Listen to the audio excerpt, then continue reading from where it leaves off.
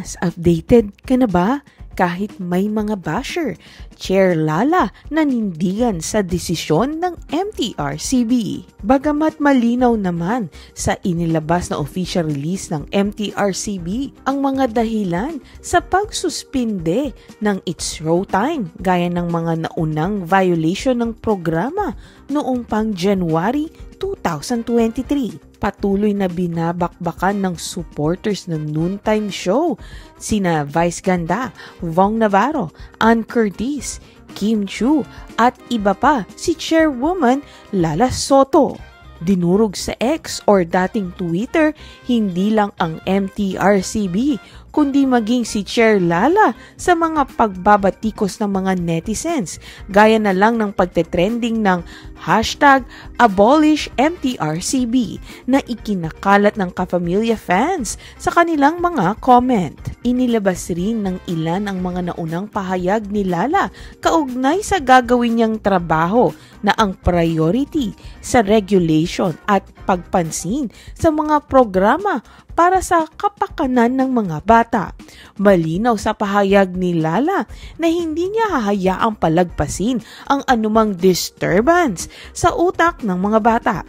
Ito ay base naman sa rules and regulations ng MTRCB.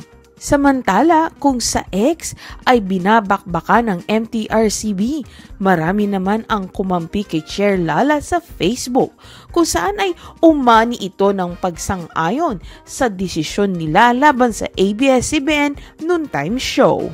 Pinalakpakan at pinupuri si Chair Lala sa paninindigan nito sa desisyon ng kanilang opisina, lalo't ang kampanya nito ay paggabay sa mga magulang, sa mga bata para sa responsableng panonood o tinatawag na click responsibly. Natatangi raw ang pagkakaroon ng bayag ni Chair Lala sa desisyon ng kanyang opisina, kaya naman ang komento ng ilang netizens ay good. Anyway, nasa statement naman ng MTRCB na pwedeng umapela o maghain ng motion for reconsideration ang nasabing noontime show ng Kapamilya. Kaya naman tuloy pa rin ang kanilang airing kahit napatawan ito ng 12 airing days suspension.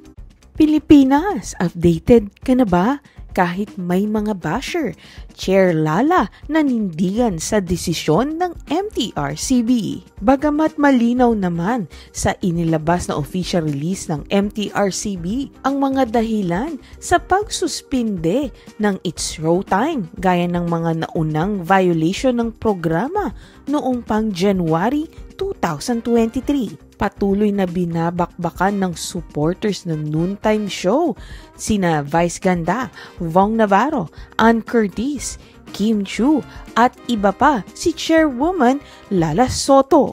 Dinurog sa X or dating Twitter hindi lang ang MTRCB kundi maging si Chair Lala sa mga pagbabatikos ng mga netizens gaya na lang ng pagtetrending ng #AbolishMTRCB na ikinakalat ng Kapamilya fans sa kanilang mga comment. Inilabas rin ng ilan ang mga naunang pahayag ni Lala kaugnay sa gagawin niyang trabaho na ang priority sa regulation at pagpansin sa mga programa para sa kapakanan ng mga bata. Malinaw sa pahayag ni Lala na hindi niya hahayaang palagpasin ang anumang disturbance sa utak ng mga bata. Ito ay base naman sa rules and regulations ng MTRCB. Samantala, kung sa X ay binabakbakan ng MTRCB, marami naman ang kumampi kay Chair Lala sa Facebook, kung saan ay umani ito ng pagsang-ayon sa desisyon nila laban sa ABS-CBN noontime show. Pinalakpakan at pinupuri si Chair Lala sa paninindigan nito sa desisyon ng kanilang opisina, lalo't ang kampanya nito ay paggabay sa mga magulang, sa mga bata para sa responsableng panonood o tinatawag na click responsibly. Natatangi raw ang pagkakaroon ng bayag ni Chair Lala sa desisyon ng kanyang opisina, kaya naman ang komento ng ilang netizens ay good. Anyway, nasa statement naman ng MTRCB na pwedeng umapela o maghain ng motion for reconsideration ang nasabing noontime show ng kapamilya. Kaya naman tuloy pa rin ang kanilang airing kahit napatawan ito ng 12 airing days suspension. Pilipinas, updated ka na ba? Kahit may mga basher, Chair Lala nanindigan sa desisyon ng MTRCB. Bagamat malinaw naman sa inilabas na official release ng MTRCB ang mga dahilan sa pagsuspinde ng It's Showtime gaya ng mga naunang violation ng programa noong pang January 2023. Patuloy na binabakbakan ng supporters ng noontime show sina Vice Ganda, Vong Navarro, Ann Curtis, Kim Chu at iba pa si Chairwoman Lala Soto. Dinurog sa X or dating Twitter, hindi lang ang MTRCB kundi maging si Chair Lala sa mga pagbabatikos ng mga netizens gaya na lang ng pagtetrending ng #AbolishMTRCB na ikinakalat ng Kapamilya fans sa kanilang mga comment. Inilabas rin ng ilan ang mga naunang pahayag ni Lala kaugnay sa gagawin niyang trabaho na ang priority sa regulation at pagpansin sa mga programa para sa kapakanan ng mga bata. Malinaw sa pahayag ni Lala na hindi niya hahayaang palagpasin ang anumang disturbance sa utak ng mga bata. Ito ay base naman sa rules and regulations ng MTRCB.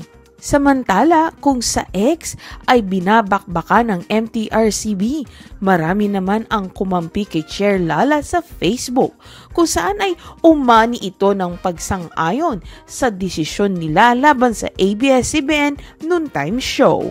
Pinalakpakan at pinupuri si Chair Lala sa paninindigan nito sa desisyon ng kanilang opisina, lalo't ang kampanya nito ay paggabay sa mga magulang, sa mga bata para sa responsableng panonood o tinatawag na click responsibly.